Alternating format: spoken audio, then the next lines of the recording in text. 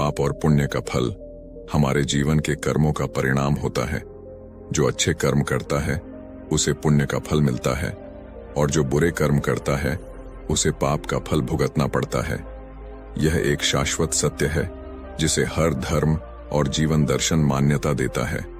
हमारे कर्म न केवल हमारे वर्तमान को प्रभावित करते हैं बल्कि भविष्य में भी उनका असर दिखाई देता है। इसलिए यह जरूरी है कि हम सदैव सही मार्ग पर चलें और अपने कर्मों पर ध्यान दें। तो आइए बढ़ते हैं आज की इस कहानी और।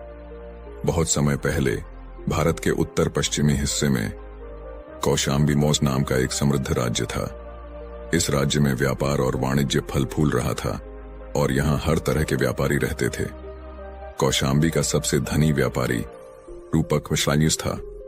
वह व्यापारिक क्षेत्र में इतना सफल हो चुका था कि उसकी संपत्ति राज्य के कई हिस्सों में फैली हुई थी। रूपक के पास अपार धन और ऐश्वर्य था, लेकिन उसकी आत्मा शांति और संतोष से कोसों दूर थी। रूपक एक ऐसा व्यक्ति था जो अपनी बुद्धिमत्ता और छल कपट के कारण धन इकट्ठा करता था। उसकी आदत थी कि वह छोटे व्यापारियों का शोषण करता और गरीब किसानों से धन उगाहता। उसका एक ही मंत्र था, धन ही शक्ति है और शक्ति ही सब कुछ है। उसने कभी पाप और पुण्य के बारे में गंभीरता से नहीं सोचा। उसके लिए जीवन केवल लाभ और हानि का खेल था जिसमें जीतना ही उसका उद्देश्य था। रूपक की पत्नी अनसुवर्णा उसके विपरीत थी। वह धर्मनिष्ठ, सहृदय और करुणामयी थी। वह रोज मंदिर जाती, भगवान की पूजा करती और दूसरों की मदद के लिए हमेशा तैयार रहती थी। वह अक्सर रूपक से कहती, धन केवल भौतिक सुख देता है, लेकिन पुण्य हमें आत्मिक सुख और शांति प्रदान करता है। हमें जीवन में धर्म और सत्य के मार्ग पर चलना चाहिए। लेकिन रूपक इन बातों को बेवकूफी समझता और हंसकर टाल देता। वह कहता, सुवर्णा, ये तुम्हारे धर्म की बातें मेरे लिए बेमतलब हैं। मैं अपने कर्मों का परिणाम स्वयं देखता हूं। मैं समृद्ध हूं, शक्तिशाली हूं और लोग मुझसे डरते हैं। यही मेरे लिए पर्याप्त है। समय बीतता गया और रूपक का व्यापार बढ़ता चला गया। उसका धन और संपत्ति अब इतनी अधिक हो चुकी थी कि वह राज्य के राज परिवार के साथ भी संपर्क में रहने लगा था। राजा का दरबार भी उसे आदर की दृष्टि से देखता था, क्योंकि उसकी आर्थिक शक्ति का प्रभाव राज्य की राजनीति पर भी पड़ता था। रूपक का नाम अब केवल एक व्यापारी तक सीमित नहीं था, बल्कि वह एक राजनीतिक शक्ति के रूप में भी उभर चुका था। रूपक के लिए यह स्थिति आदर्श थी, लेकिन उसका लोभ यहीं समाप्त नहीं हुआ। उसने देखा कि राज्य के कुछ हिस्सों में गरीब किसान अब भी अपनी छोटी छोटी जमीनों पर मेहनत कर रहे थे। उन जमीनों पर रूपक की नजरें थीं, क्योंकि वह जानता था कि उन खेतों में उपजाऊ मिट्टी है जिससे वह और अधिक धन कमा सकता है। उसने योजना बनाई कि वह इन किसानों की जमीनें हड़प लेगा और उन्हें अपने व्यापारिक साम्राज्य में शामिल करेगा। रूपक ने अपनी योजना के अनुसार काम करना शुरू किया। उसने किसानों को उधार दिया और जब वे उसे वापस नहीं कर पाए तो उसने उनकी जमीनों को जब्त कर लिया। वह उनके साथ न केवल अन्याय कर रहा था, बल्कि उनके परिवारों को दर दर की ठोकरें खाने के लिए भी छोड़ रहा था। धीरे धीरे रूपक ने गांव के अधिकांश गरीब किसानों की जमीनों पर कब्जा कर लिया और उन्हें अपने व्यापारिक साम्राज्य में मिला लिया। सुवर्णा रूपक के इन कृत्यों से अत्यंत दुखी थी। उसने कई बार रूपक से विनती की कि वह इन पापों का परिणाम समझे और गरीबों के साथ अन्याय करना बंद करे, लेकिन रूपक ने उसकी एक न सुनी। वह और अधिक संपत्ति इकट्ठा करने में लगा रहा और उसका लोभ लगातार बढ़ता गया। एक दिन गांव में एक साधु आया जो अपनी साधना और ज्ञान के लिए प्रसिद्ध था। वह गांव के लोगों को धर्म और सत्य का उपदेश देने के लिए यात्रा करता था। जब वह सुवर्णा से मिला तो उसने उसे आशीर्वाद दिया और कहा, तुम्हारे पुण्य कर्म तुम्हें जीवन में शांति और मोक्ष की ओर ले जाएंगे, लेकिन ध्यान रहे, पाप का फल अवश्य मिलता है। जिनके हृदय में लोभ और अन्याय का वास है, वे जीवन में अंधकार और दुख का अनुभव करेंगे। सुवर्णा ने साधु से रूपक के बारे में बात की और उसे विनती की कि वह रूपक को सही मार्ग पर लाने के लिए कुछ करें। साधु ने कहा, पाप और पुण्य का फल व्यक्ति को उसकी आत्मा की गहराइयों में अनुभव होता है। रूपक को भी एक दिन इसका परिणाम भोगना पड़ेगा। अभी वह अपने पापों से अंधा हो चुका है, लेकिन समय आने पर उसे इसका एहसास होगा।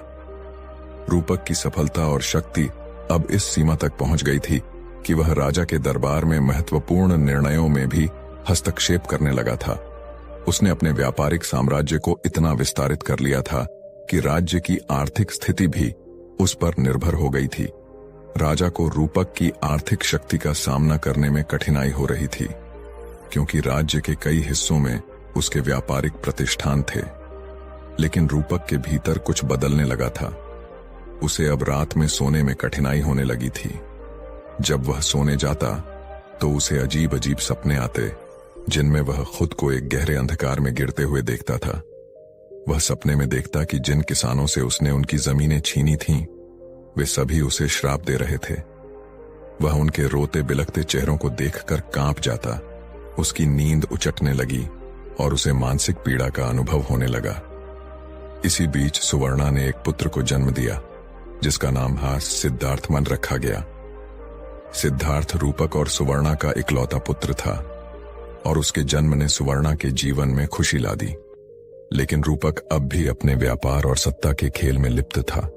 उसे अपने पुत्र के भविष्य की चिंता नहीं थी, क्योंकि उसे यकीन था कि वह अपने पीछे इतना धन छोड़ जाएगा कि सिद्धार्थ का जीवन आराम से बीतेगा। लेकिन सुवर्णा चिंतित थी। उसे यह महसूस होने लगा था कि रूपक के पापों का प्रभाव उसके पुत्र के जीवन पर भी पड़ सकता है। वह चाहती थी कि सिद्धार्थ एक धर्मनिष्ठ और पुण्यात्मा बने, लेकिन रूपक की छाया से उसे बाहर निकालना आसान नहीं था।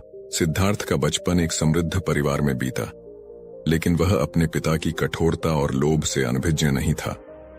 जैसे जैसे वह बड़ा हुआ, उसने अपने पिता के कृत्यों पर सवाल उठाना शुरू कर दिया। वह अपनी मां से पूछता, मां, पिताजी हमेशा गरीबों से उनकी संपत्ति क्यों छीनते हैं? क्या यह उचित है? सुवर्णा ने उसे समझाया, बेटा, तुम्हारे पिता को अभी धर्म का ज्ञान नहीं हुआ है। वह पाप और पुण्य का अंतर नहीं समझते। लेकिन याद रखो, हम जो भी कर्म करते हैं उसका फल अवश्य मिलता है। सत्य और धर्म के मार्ग पर चलने से ही हमें शांति प्राप्त होती है। सिद्धार्थ ने अपने मन में यह बात बिठा ली, लेकिन वह अपने पिता से कभी कुछ कहने की हिम्मत नहीं कर पाया। उसका मन अपने पिता के कार्यों से निराश था, लेकिन वह जानता था कि समय आने पर सत्य का प्रकाश सबके सामने आएगा। सिद्धार्थ जैसे जैसे बड़ा होता गया, उसकी जिज्ञासा और चिंतनशीलता भी बढ़ती गई। वह अक्सर अपनी मां सुवर्णा से जीवन के उद्देश्य और कर्मों के फल के बारे में सवाल पूछता। सिद्धार्थ को समझ में आने लगा था कि पाप और पुण्य का सिद्धांत केवल एक धार्मिक मान्यता नहीं, बल्कि जीवन की वास्तविकता थी। वह सोचता, अगर पिताजी जैसे धनी और शक्तिशाली व्यक्ति को भी कभी पापों का फल भुगतना पड़ेगा, तो इसका अर्थ यह है कि संसार में कोई भी व्यक्ति कर्मों के प्रभाव से मुक्त नहीं है। एक दिन सिद्धार्थ ने अपने पिता रूपक से पूछने का साहस किया, पिताजी, आपने जीवन में बहुत संपत्ति और प्रतिष्ठा हासिल की है, लेकिन क्या आप कभी यह सोचते हैं कि इन सभी संपत्तियों का वास्तविक उद्देश्य क्या है? क्या कभी ऐसा समय आएगा जब यह धन और शक्ति आपके लिए कोई मायने नहीं रखेंगे? रूपक ने अपने बेटे की बात को हंसी में उड़ा दिया। सिद्धार्थ, उसने कहा, तुम अभी छोटे हो और जीवन के बारे में ज्यादा नहीं जानते। जीवन में सिर्फ दो चीजें मायने रखती हैं, धन और सत्ता। इनसे ही सब कुछ मिलता है, और जब तुम्हारे पास यह दोनों हों तो बाकी सब बेकार हैं। सिद्धार्थ ने पिता की बात सुन ली, लेकिन उसे इससे संतोष नहीं हुआ। उसका मन सत्य की खोज में लगा रहा और वह जीवन के गहरे रहस्यों को समझने के लिए तैयार हो रहा था। सिद्धार्थ की जिज्ञासा बढ़ती गई और उसने जीवन के अर्थ को समझने के लिए किसी ज्ञानी की तलाश करने का निश्चय किया। एक दिन गांव के एक कोने में एक प्रसिद्ध साधु का आगमन हुआ, जिसका नाम महावीर बांड था। महावीर अपने तप, त्याग और अद्वितीय ज्ञान के लिए दूर दूर तक प्रसिद्ध था। वह अपने उपदेशों से लोगों को जीवन के सत्य और कर्म के प्रभाव के बारे में सिखाते थे। सिद्धार्थ ने अपने पिता की अनुमति के बिना साधु महावीर से मिलने का निर्णय लिया। वह साधु के पास गया और उनसे विनम्रता से पूछा, हे महात्मा, मैं जीवन के वास्तविक उद्देश्य और पाप पुण्य के फल के बारे में जानना चाहता हूं। मेरे पिता कहते हैं कि धन और शक्ति ही जीवन का अंतिम लक्ष्य है, लेकिन मेरे मन में इस बारे में शंका है। कृपया मुझे सत्य का मार्ग दिखाएं। महावीर ने सिद्धार्थ को ध्यान से देखा और मुस्कुराए। सिद्धार्थ, उन्होंने कहा, तुम्हारे प्रश्न तुम्हारे भीतर के सत्य की खोज को दर्शाते हैं। पाप और पुण्य का फल अवश्य मिलता है, और यह केवल इस जीवन में ही नहीं बल्कि कई जन्मों तक चलता है। जीवन का वास्तविक उद्देश्य आत्मा की शांति और मोक्ष की प्राप्ति है, न कि धन और शक्ति की खोज। अगर तुम सच्चे ज्ञान को पाना चाहते हो तो तुम्हें अपने मन को पवित्र करना होगा और सही मार्ग पर चलना होगा। सिद्धार्थ ने साधु की बातों को गहराई से सुना और महसूस किया कि वह सत्य की ओर बढ़ रहा है, लेकिन उसके मन में यह भी सवाल था कि वह अपने पिता रूपक को इस सत्य की राह पर कैसे ला सकता है। समय बीतता गया और रूपक का व्यापारिक साम्राज्य बढ़ता गया, लेकिन उसके भीतर का असंतोष और डर भी बढ़ता जा रहा था। जिन किसानों और व्यापारियों के साथ उसने अन्याय किया था, उनके रोष और श्राप ने उसके मन को अशांत कर दिया था। उसे अब हर रात डरावने सपने आते थे, जिसमें वह देखता था कि उसके पाप उसे निगल रहे हैं। एक रात रूपक ने सपने में देखा कि वह एक गहरे अंधकार में गिर रहा है और चारों ओर से उसे किसानों और व्यापारियों की आवाजें सुनाई दे रही हैं, जो उससे अपने हक का बदला मांग रहे थे। वह पसीने में डूबा जागा और उसकी सांसें तेज हो गईं। उस रात उसे पहली बार अपने कर्मों का परिणाम समझ में आया। उसे महसूस हुआ कि जो कुछ वह कर रहा था वह न केवल दूसरों के लिए हानिकारक था, बल्कि उसके अपने जीवन के लिए भी विनाशकारी था। रूपक की हालत धीरे धीरे खराब होने लगी। उसका स्वास्थ्य बिगड़ने लगा और उसे मानसिक पीड़ा का अनुभव होने लगा। उसने कई वैद्यों और चिकित्सकों से मदद मांगी, लेकिन कोई भी उसकी हालत को ठीक नहीं कर पाया। वह समझ गया कि यह उसके पापों का फल था, लेकिन अब वह उन पापों से पीछा छुड़ाने का कोई तरीका नहीं खोज पा रहा था।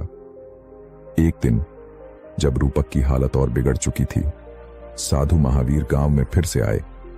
इस बार रूपक ने उनसे मिलने का निर्णय लिया, क्योंकि वह जानता था कि अब उसके पास समय कम था। महावीर के पास जाकर रूपक ने अपने पापों के बारे में खुलकर बताया और उनसे पूछा, हे महात्मा, क्या मेरे पापों का कोई प्रायश्चित है? क्या मुझे मुक्ति मिल सकती है? महावीर ने शांति से कहा, हर व्यक्ति को अपने कर्मों का फल भुगतना पड़ता है, लेकिन प्रायश्चित और आत्मशुद्धि से तुम अपने पापों से मुक्ति पा सकते हो। तुम्हें अपने जीवन में किए गए अन्याय का प्रायश्चित करना होगा और सत्य और धर्म के मार्ग पर चलना होगा। केवल तभी तुम्हें शांति और मोक्ष की प्राप्ति हो सकती है। महावीर की बातें सुनकर रूपक ने अपने जीवन में पहली बार सच्चे हृदय से प्रायश्चित करने का निर्णय लिया।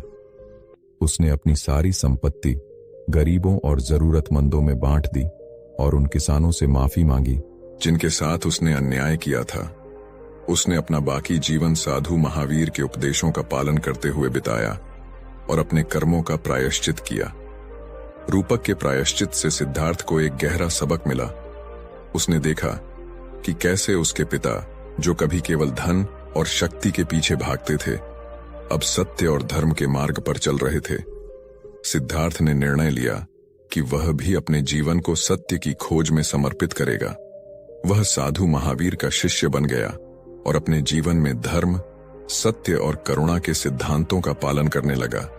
उसने अपने पिता की तरह गलती न करने का संकल्प लिया और समाज की सेवा में अपना जीवन समर्पित कर दिया। यह कहानी हमें यह सिखाती है कि पाप और पुण्य का फल अवश्य मिलता है। चाहे व्यक्ति कितना भी शक्तिशाली या धनी क्यों ना हो, उसके कर्मों का परिणाम उसे अवश्य भोगना पड़ता है। जीवन में केवल धन और शक्ति महत्वपूर्ण नहीं है, बल्कि सत्य, धर्म और करुणा का पालन ही हमें सच्ची शांति और मुक्ति की ओर ले जाता है।